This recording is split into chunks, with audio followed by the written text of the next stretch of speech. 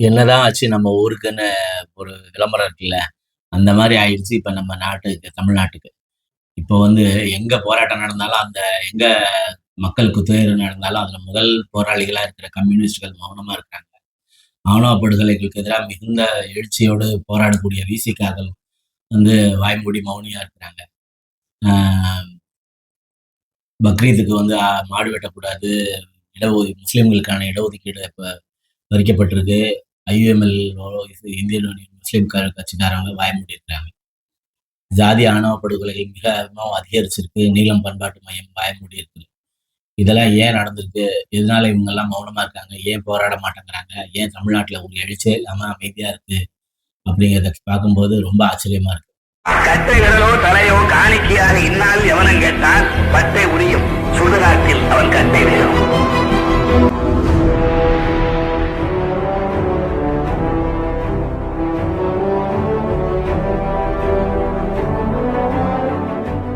வணக்கம்.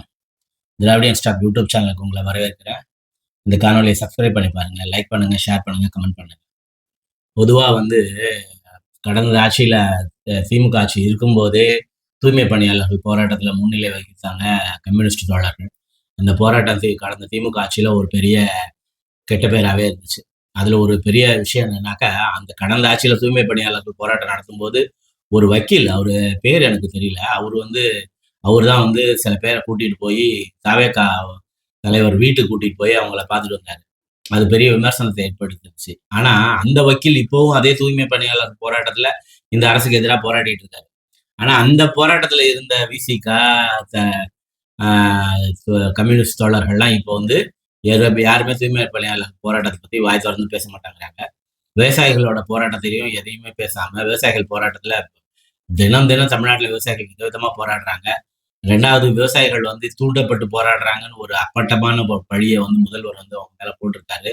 இது எதுக்குமே கம்யூனிஸ்ட்கள் வந்து ரியாக்ட் பண்ணவே இல்ல. கம்யூனிஸ்ட்கள் வந்து இப்பயும் அந்த போராட்டத்த பத்தின எந்த எதிர்ப்பையோ, எதுவுமே செய்யாம அவங்க அமைதியா வேடிக்கை பார்க்குறாங்க. தூய்மை பணியாளர் போராட்டம் உட்பட எல்லாத்துலயும். 3வது வந்து இப்ப வந்து இந்த வழக்கம் போல ஜி.ஆர். சாமிநாதன் எப்பவுமே எல்லாருக்குமே தெரியும். ஜி.ஆர். சாமிநாதன் வந்து இந்த மா பக்ரீத்ல மாடு வெட்டக்கூடாதுங்கிற, அந்த பொது இடத்துல மாடு வெட்டக்கூடாதுங்கிற ஒரு தீர்ப்பு. அது திட்டமிட்ட முஸ்லிம்களுக்கு எதிரான ஒரு தீர்ப்பு. 2வது இப்ப அந்த மதம் மாறிய முஸ்லிம்களுக்கு அந்த இடஒதுக்கீடு கிடையாதுன்னு இப்ப சொல்லியிருக்கிற அந்த விஷயம். இதுவும் பெரிய பேராபத்து.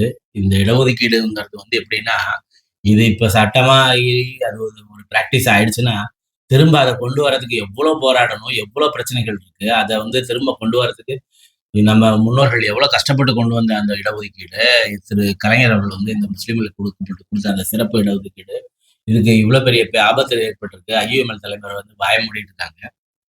ஏது அதேபோல எந்த விஷயம் தமிழ்நாட்டுல நடந்தாலும் அம்சாங் கொலை வழக்கு, இது தலித் படுகொலைகள் எல்லாத்துலயும் உடனே கண்டனம் தெரிவிக்கிற நீலம் பண்பாட்டு மையம் வந்து 8 ஆணவ படுகொலைகள் நடந்திருக்கு. அவங்க யாருமே வாய தொறந்து பேச மாட்டாங்க. இப்போ ஒரு முக்கியமான கட்டத்துல நம்ம தமிழ்நாடு அரசு இருக்கு. இப்போ வந்து தலித் அமைப்புகள் எல்லாமே இப்ப திமுக விட்டு வெளியில வந்துட்டாங்க. சேகு தமிழரசன் அவரோட இந்திய குடியரசு கட்சி மட்டும் தான் இப்ப திமுகவோட இருக்கு. பாக்கி எல்லாத்தையும் தலித் அமைப்புகளும் இப்ப திமுக விட்டு வெளியில இருக்காங்க. புதிய நீதி கட்சி, ஆம்ஸ்டாங் கட்சி, அதுக்கப்புறம் பகுஜன் சமாஜ் கட்சி, அதுக்கப்புறமா திருமாவளவர்கள், விசிக எல்லா கட்சிகளுமே இப்ப தலித் அமைப்புகள் எல்லாமே வந்து திமுகவுக்கு விட்டு எதிரில இருக்காங்க. அதிமுக ஆட்சியில இல்ல.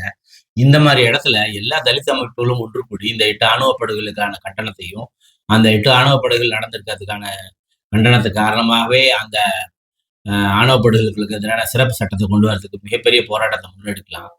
எவிடன்ஸ் கதிர்லாம் இப்ப என்ன பண்றாருன்னே தெரியல. எனக்கு ஆச்சரியமா இருக்கு. இவங்கெல்லாம் இவ்ளோ அமைதியா இந்த ஆட்சிய வேடிக்கை பார்ப்பாங்களா? இவ்ளோ பெரிய மோசமா 8 ஆணவ படுகொலை ஒரு நேரம் 1 டு 1 நாள்ல, 2 நாள், 3 நாள்ல நடந்தது. அதுலயும் மயிலாடுதுறையில நடந்ததெல்லாம் ரொம்ப கொடூரத்தின் உச்சம். இதெல்லாம் தெரிஞ்சுமே இவங்க எல்லாருமே வாய மூடிட்டு எப்படி இருக்காங்க? இப்ப நெனச்சாக்க திருமாவளவன், விசிக அமைப்பு, புதிய நீதி கட்சியோட அ புரட்சி பாரதம் அவரோட இப்ப ஜெகன்மூர்த்தி, அ கிருஷ்ணசாமி, ஜான் பாண்டியன் எல்லாருமே இப்ப இந்த ஆட்சிக்கு எதிரானவர்கள் தான்.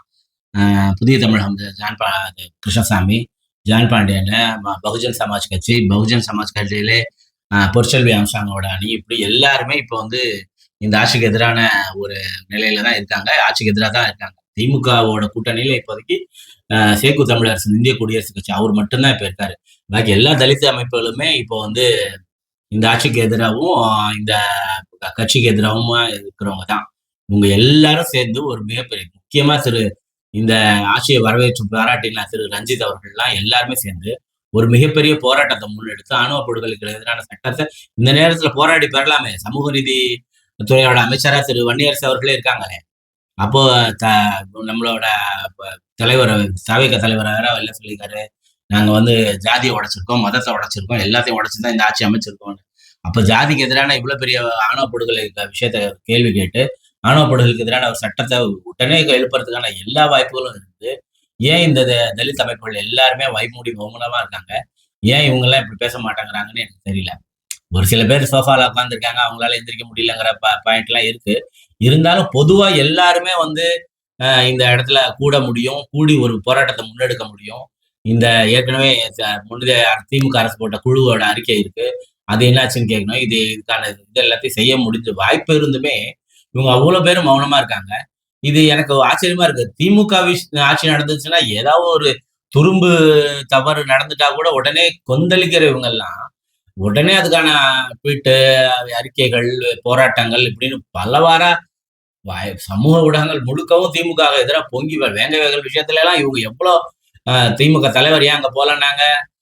மேல்பாதி விஷயத்துல திமுகவே குறை சொன்னாங்க. மேல்பாதி விஷயத்துல தவறு செஞ்ச பாமக விட்டுட்டு திமுகவே குறை சொன்னாங்க. வேங்கைவேல் விஷயத்துல திமுக குறை சொன்னாங்க. இவ்வளவு போராட்டம், அப்படி ஒரு போராட்ட மனநிலையோட தலித் அமைப்புகள் அத்தனை பேரும் இன்னைக்கு தாவேக அரசை பார்த்து ஏன் அமைதியாயிட்டாங்க, ஏன் அமைதியா எந்த விஷயமும் எதிர்ப்பு தெரிவிக்காம இருக்காங்க. ஒருவேளை இவரு ஐயுஎம்எல் தலைவர் சொன்ன மாதிரி இஸ்லாமிய பெண்களுக்கு வந்து விஜய பிடிச்சிருக்குங்கிற மாதிரி இவங்களுக்கும் ஒருவேளை விஜய் பிடிச்சி போய் அதுக்காக இவங்க எல்லாம் எதுவும் பேசாம இருக்காங்களான்னு எனக்கு தெரியல. அந்த காரணத்துக்காக கூட தலித் அமைப்புகள்லாம் இந்த மாதிரி போராட்டத்தை முன்னெடுக்காமோ, கண்டிக்காமலோ, இது மாதிரி பேசாமலோ இருக்காங்களோ.